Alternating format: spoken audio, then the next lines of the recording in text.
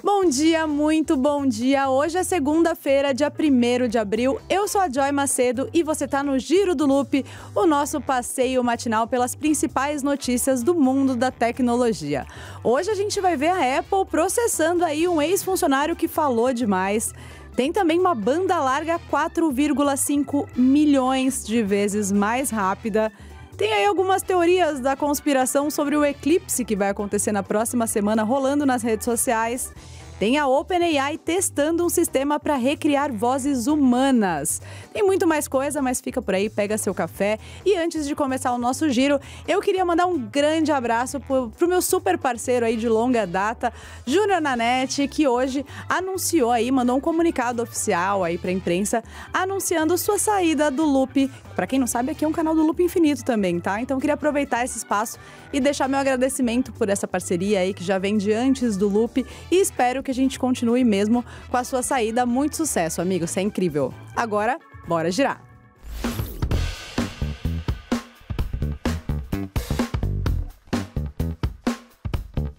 Um ex-engenheiro de software da Apple, que cuidava mais especificamente do iOS, chamado Andrew Old, foi processado pela empresa por supostamente violar o acordo de confidencialidade e as leis trabalhistas ao vazar informações sensíveis para a mídia e para funcionários da empresa que não poderiam saber de alguns segredinhos internos. A Apple está pedindo $25 mil para ele de indenização, o que eu acho bem pouco se a gente pensar que empresas como a Nintendo pediram aí mais de 4 milhões. Não tô falando que é pouco não, tá, gente? Só tô falando que, dadas as proporções de quanto a Apple ganha, quanto ela pode ter perdido aí nesses vazamentos. Mas, enfim, esse é o valor que está sendo especulado, que ela tá pedindo de indenização. E, dentre as coisas que Andrew foi acusado de vazar, estão aí o aplicativo diário, o Journal, que não tinha sido lançado ainda na época, claro, e ele, o famigerado Vision Pro, além de vazar aí também as políticas de desenvolvimento de produto e estratégia para o cumprimento de regulações e uma série de outras coisas super secretas. E sabe qual é o detalhe? O Andrew usou apenas o seu iPhone de trabalho, ou seja, o iPhone que a Apple deu para ele usar no trabalho, para trocar mensagens, milhares de mensagens, por sinal, com uma série de jornalistas para oferecer essas informações. Então não foi muito difícil, provavelmente, pegar ele ali no pulo, né? Andrew, como diria a Dea Freitas. Bom, a Apple confrontou ele, né, no final do ano passado, quando descobriu que ele estava fazendo esse tipo de vazamento para a imprensa. Ele negou na ocasião, mas acabou sendo demitido mesmo assim, né? Só que aí depois ele começou a falar que não era bem assim, assumiu uma coisinha ou outra, mas de acordo com a Apple, ele estava dificultando muito o processo de investigação, não estava admitindo todos os vazamentos, mesmo eles tendo os prints e tudo mais. E aí que precisou rolar esse processo para ver se eles conseguem resolver tudo na justiça. Ou seja, fica a lição, né, galera? Primeiro, não vazem coisas, pois serão processadas pelas suas empresas. E segundo, vai usar o computador ou o celular do trabalho, né, amigo?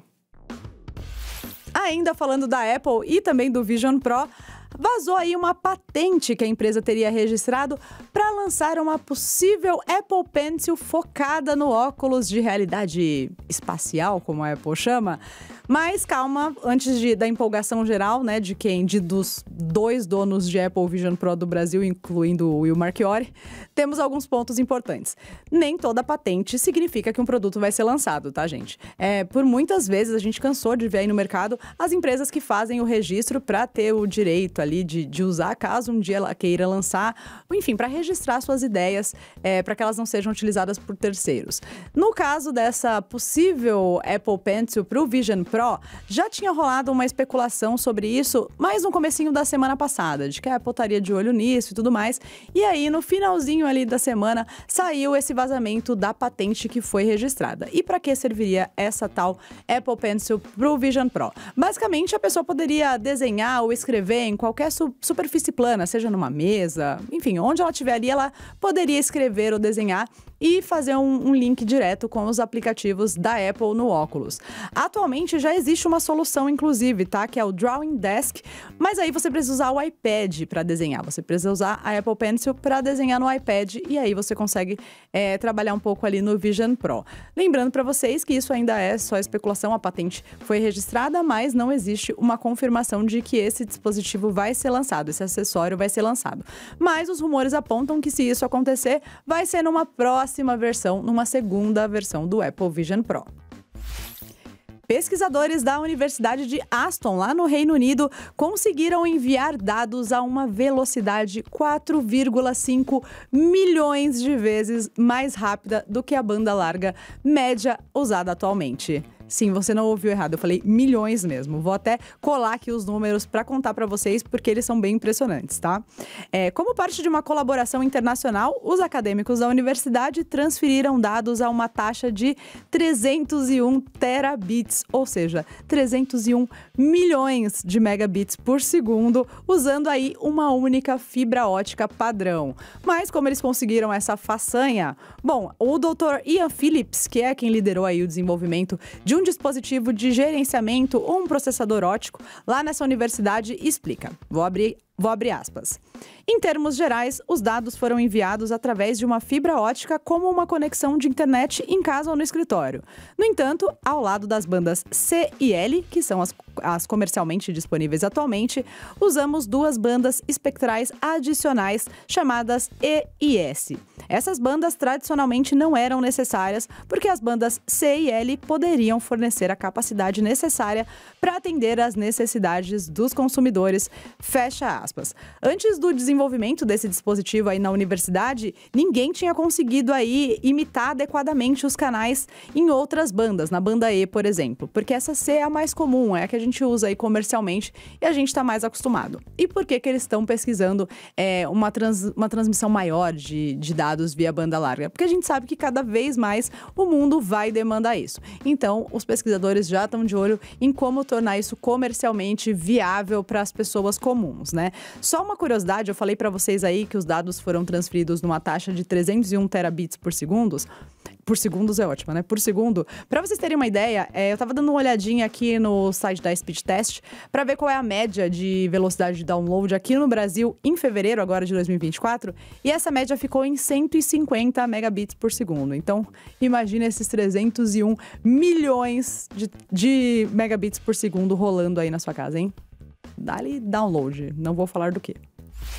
No dia 8 de abril, na próxima segunda-feira, vai rolar um eclipse total do Sol.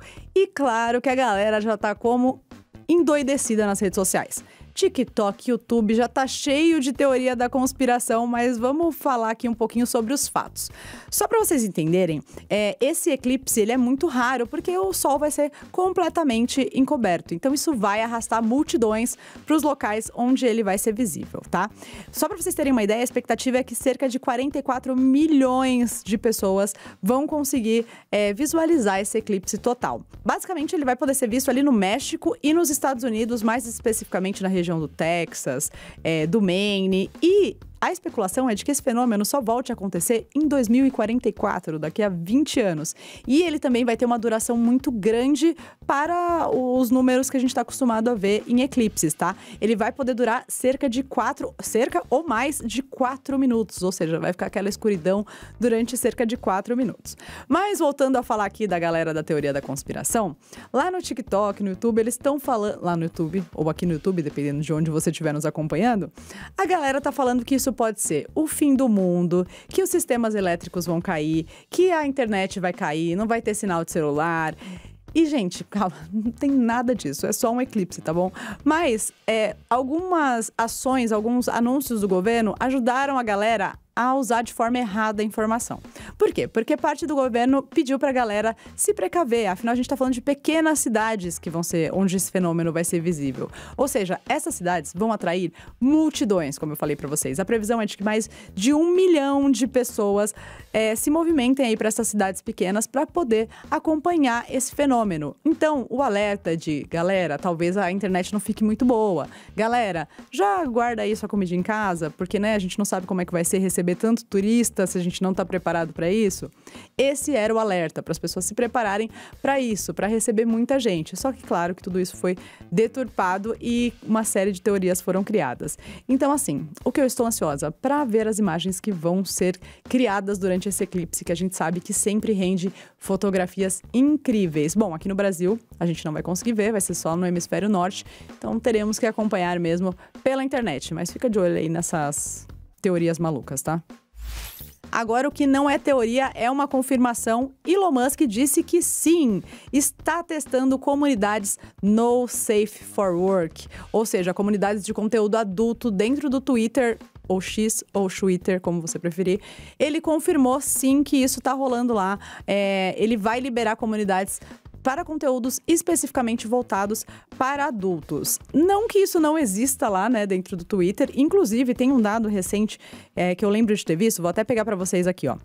De acordo com documentos internos obtidos pela Reuters, em 2022, cerca de 13% de todas as postagens do Twitter incluíam aí conteúdo no safe for work, ou seja, não seguro para o trabalho, coisa que você não deve abrir enquanto está trabalhando, né? Enfim, é um número bem representativo.